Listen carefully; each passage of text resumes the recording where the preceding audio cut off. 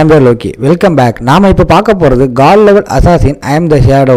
இதோட 4வது எபிசோட எக்ஸ்ப்ளனேஷன் தான். நீங்கள் ஒருவேளை எபிசோடு 3 மிஸ் பண்ணியிருந்தால் கவலைப்படாதீங்க.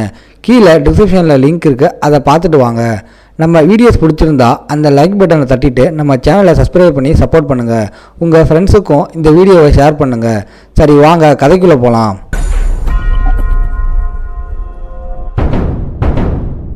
எபிசோடோட ஸ்டார்டிங்கில் வேலை என்னோட எஜிலிட்டி ரொம்பவும் அதிகமாக இருந்துச்சு. இல்லைன்னா அவ்வளோதான், என்னோட கதையை அங்கே முடிஞ்சிருக்கலாம் ஒரே அட்டாக்ல. ஆனால் ஏதோ ஒன்று நான் சுத்தமாக எதிர்பார்க்கல. என்னோட அட்டாக் இது 300க்கும் மேலே டேமேஜ் கொடுக்கும்னு. இது உண்மையிலேயே அமேசிங்காக இருக்குது. ஆனால் அந்த ஸ்பைடர் மான்ஸ்டர் விடாமல் அங்கேயும் இங்கேயும் தாக்குச்சு. யோசித்த மாதிரி தான் இந்த மான்ஸ்டர் இப்போ பைத்தியம் ஆயிடுச்சு. ஆனால் இந்த மாதிரி மான்ஸ்டர்லாம் உண்மையிலேயே ரொம்ப இன்டெலிஜென்ட். ஏன்னா ஒரு பயங்கரமான கிரிட்டிக்கல் ஹிட்டை கொடுத்தோம். இப்போவும் அது என்ன தான் தேடிட்டு இருக்கு. ஆனால் நான் ஒன்றும் அவ்வளோக்கும் ரஷ் பண்ண வேணாம். என்கிட்ட தான் அந்த ஸ்டெல்பி ஸ்கில் இருக்கே. இருக்கிற வரைக்கும் நான் பொறுமையாக அப்பப்போ தாக்குனா வேலை முடிஞ்சது. அங்கே சைடுலேயே ஒரு கல்லாக இருக்கும், அதை வச்சு அவன் பயங்கரமாக தாக்குறான். அதோட டேமேஜும் கிட்டத்தட்ட 299 அப்படின்னு விழுது. யோசித்த மாதிரி தான் இதுவும் பேக் ஸ்டாப் அந்த அட்டாக் கூட இணையுது. அது போக என்னால் அடிக்கடி அங்கே மறைய முடியுது. இது போதுமே, அதுக்குள்ளே இதே மாதிரி அங்கே டேமேஜ் கொடுத்துக்கிட்டே இருக்கான். அவ்வளோதான், இதே மாதிரி ரிப்பீட் பண்ணாலே போதும், அதை கொன்ற வேண்டியது தான். நெக்ஸ்ட்டு சீனில் வில்லேஜோட சீனை காட்டுறாங்க. வில்லேஜ்லேயும் ஒரு லீடர் போர்டு ஷோ ஆகுது. அதுலேயும் நம்ம ஹீரோவோட பேர் தான் காட்டுது. நம்ம ஹீரோ ஒரு லெவல் 2 பாஸ் மான்ஸ்டரையே கொண்டுட்டானே. இதை பார்க்குற யாராலையும் எதையும் நம்ப முடியலை. நான் தனியாலாக ஒரு பாஸ் மான்ஸ்டரை அடிக்கிறது வாய்ப்பே இல்லை. எப்படி இவன் பண்ணான்? ஏன்னா நம்ம நிறைய வாட்டி போனோம். அப்படி இருக்கும்போது நம்மளால் எதுவுமே பண்ண முடியலை. அங்கே அந்த பொண்ணு இதெல்லாம் பார்த்துக்கிட்டு இருக்கா. பக்கத்துலேயே அந்த பையன் கேட்குறான், இதுக்கு முன்னாடி தனியாக நம்ம போகும்போது ஷேடோன்னு ஒரு பையனை பார்த்தோமே, அவனா இவன்? என்னால் சுத்தமாக நம்ப முடியலை. எப்படி அவன் தனியாக அந்த பாஸ் மான்ஸ்டரை கொன்னான்? நம்மளால் சின்ன மான்ஸ்டரையே கொல்ல முடியலை. அப்படி இருக்கும்போது இவன் பாஸை கொன்னுட்டான். கண்டிப்பாக இது சிஸ்டமோட ஏதாச்சும் எரராக இருக்கும்னு நினைக்கிறேன். இதுக்கு முன்னாடி ஒரு கப்புள்ஸை நம்ம பார்த்தோம்ல, அதே பர்சன் அங்கே வராங்க. இதுக்கு முன்னாடி திடீர்னு மறைஞ்சி போன அந்த ஆளா இவன்? எப்படி அவன் இதை பண்ணான்? இந்த சைடு நம்ம ஆள் அந்த மான்ஸ்டரை கொண்டுட்டால, இதனால் நம்ம ஆளுக்கு அப்சர்வ் பண்ணுறான். அங்கே 46 ட்ரேடபுள் லைஃப் பேன் அவனுக்கு கிடைக்குது. அது போக வித்தியாசமான ஒரு ஸ்கில்லும் கிடைக்குது, கிரீடி ஹேண்டுன்னு. இதை பார்க்கும்போது நம்ம ஆளுக்கு புரியலை, என்ன இது கிரீடி ஹேண்டா? அங்கே அதை பற்றி அவன் நல்லா பார்க்குறான். இந்த கிரீடி ஹேண்ட் இதோட வேலை என்னென்னா, ஒரு டைம் இவன் மான்ஸ்டரை கொல்லும்போது அடிஷ்னலாக இவனுக்கு நிறைய ரிவார்டு கிடைக்கும். அவன் லெவல் 1லேயே இருந்தாலும் பரவாயில்ல. இது ஒரு நல்ல வாய்ப்பாக இருக்கும். ஏன்னா நான் சுத்தமாக யோசிக்கலை, இந்த அசாசின் இதில் கார்டியருக்கான பவரெல்லாம் இருக்குன்னு. இந்த கிரீடி ஹேண்ட்ஸ் கூட எவால்யூஷன் பாயிண்ட்டை சேர்த்தா அதோட பர்சன்டேஜும் இன்னமும் அதிகமாகும். அவ்வளோதான், இது எனக்கு ஒரு அல்டிமேட் ஸ்கில்லாக இருக்க போகுது. அவ்வளோதான், இப்போ தான் என்னோட ஆட்டமே ஆரம்பிக்குது. செம கோவமாக அங்கே போயிட்டுருக்கா. பக்கத்துலேயே ஒரு பொண்ணு கேட்குறா, ஆமாம் உன்னோட பிரதர் கிட்ட நீ மன்னிப்பெல்லாம் கேட்க மாட்டியா? நேற்று வேற யாருக்கும் தெரியாமல் எக்ஸாமை நம்ம கோட்டை விட்டு அந்த சாங்கை அவருக்கு சப்போர்ட் பண்ண நம்ம போயிட்டோம். அட நீ என்ன சொல்லிக்கிட்டு இருக்க? என்னால் எல்லாம் மன்னிப்பெல்லாம் கேட்க முடியாது. முக்கியமாக அவன்கிட்டயா? வாய்ப்பே இல்லை. மன்னிப்பு கேட்கணுமா? அவனையே என்கிட்ட முட்டி போட்டு மன்னிப்பு கேட்க சொல்லு. ஆனால் ஷாயோ உண்மையாக சொன்னான், சில டைம் உன்னை பார்க்கும்போது எனக்கு பொறாமையாக இருக்கும். ஏன்னா உன்னோட பிரதர் உனக்கு நல்லாவே ட்ரீட் பண்ணுறான். ஆமாம், நல்லா ட்ரீட் பண்ணுறானா? உனக்கு என்ன தெரியும்?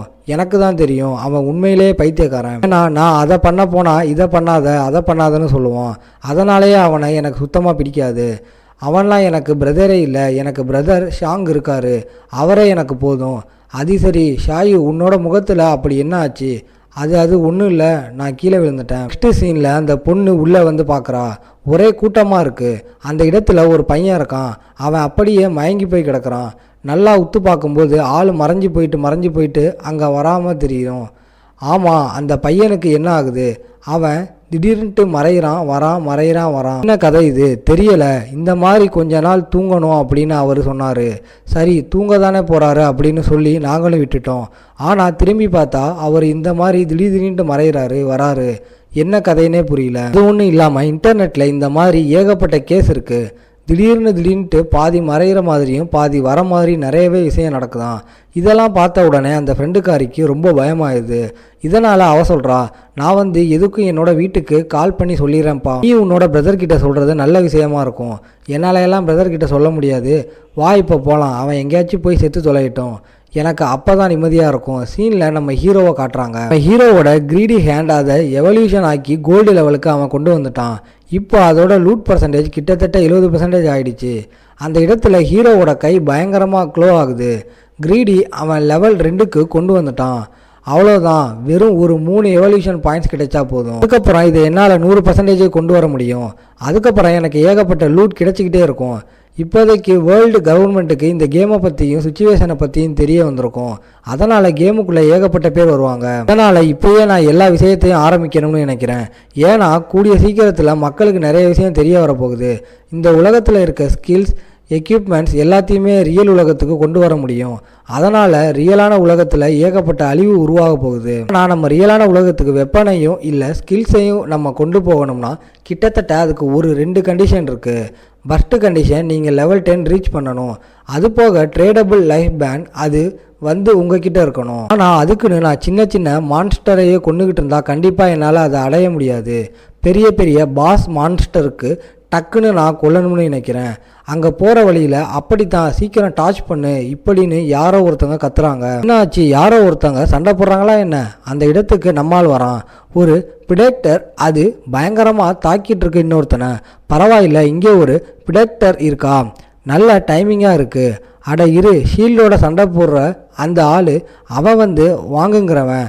இந்த வாங்கு இவனை பற்றி நம்ம ஹீரோவுக்கு நல்லாவே தெரிஞ்சிருக்கு. இதுக்கு முன்னாடி இந்த வாழ்க்கையிலேயே ஒரு ரூமர் அங்கே பரவி இருக்கும். என்னன்னா, வாங் இருக்கான்ல, அவன் கேமுக்குள்ளே வந்த உடனே ஒரு பார்ட்டியை அவன் கிரியேட் பண்ணிட்டான். பார்ட்டியில் இருக்க ஒரு பிளேயர்ஸும் ஹிடன் கிளாஸில் இருக்க பிளேயர்ஸ் தான். அதாவது சின்ன பிளேயர்ஸை கம்பேர் பண்ணால் இவங்களோட அட்டாக்கிங் பவர் அது கொஞ்சம் அதிகமாக இருக்கும். அங்கே வாங் அது பயங்கரமாக தாக்க வருமா. ஹோலி ஷீல்டு அப்படின்னு சொல்லி அவன் தடுக்கிறான். வாங்மிங் இவன் ஒரு ஹோலி ஷீல்டு வாரியர். ரெகுலரான வாரியரை கம்பேர் பண்ணால் இவனோட ஸ்கில்லை அது ரொம்பவும் இன்விசிபிளாக இருக்கும். அடுத்ததாக ஒரு மேஜை காட்டுறாங்க. அந்த மேஜை ஒரு பயங்கரமான ஃபயர் அட்டாக் பண்ணுறா. இந்த மேஜ் இருக்கால, இவளுக்கும் ஒரு ஹிடனான ப்ரொஃபஷன் இருக்குது. அதனால தான் இவளோட அட்டாக்கும் கொஞ்சம் அதிகமாக அங்கே வேலை செய்யுது. கிட்டத்தட்ட அந்த அட்டாக்கில் ஒரு 70 டேமேஜ் அங்கே விழுந்துருது. இன்னொருத்தனும் இருக்கான், அவனும் ஒரு ஆச்சர் தான். அவனோட ப்ரொஃபஷன்லையும் ஹிடன் கிளாஸ் இருக்குது. இன்னொரு ஹீலரும் இருக்கான். ஆப்வியஸாக இவனும் ஒரு ஹிடன் கிளாஸோட இருக்கிற ஒரு ஹீலர் தான். மற்ற ஹீலர்ஸை கம்பேர் பண்ணால் இவனோட ஹீலிங் பவர் கொஞ்சம் அதிகமாக இருக்கும். இந்த இடத்துல பிரிடிக்டர் வாங்க பயங்கரமாக தாக்கிக்கிட்டு வாங் அப்படியே தள்ளி போய் விழுவானா. அங்கே கத்தி சொல்கிறான், சீக்கிரம் ஹீலர், நீ என்ன ஹீல் பண்ணிக்கிட்டே இருக்கணும்.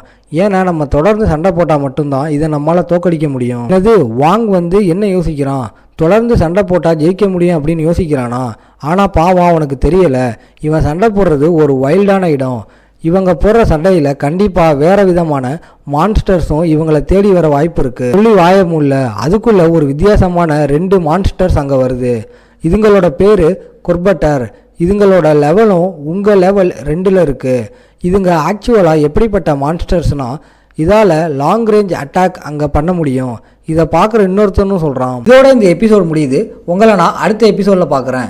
இந்த வீடியோ பிடிச்சிருந்தா மறக்காமல் லைக், ஷேர் அண்ட் சப்ஸ்கிரைப் பண்ணிடுங்க.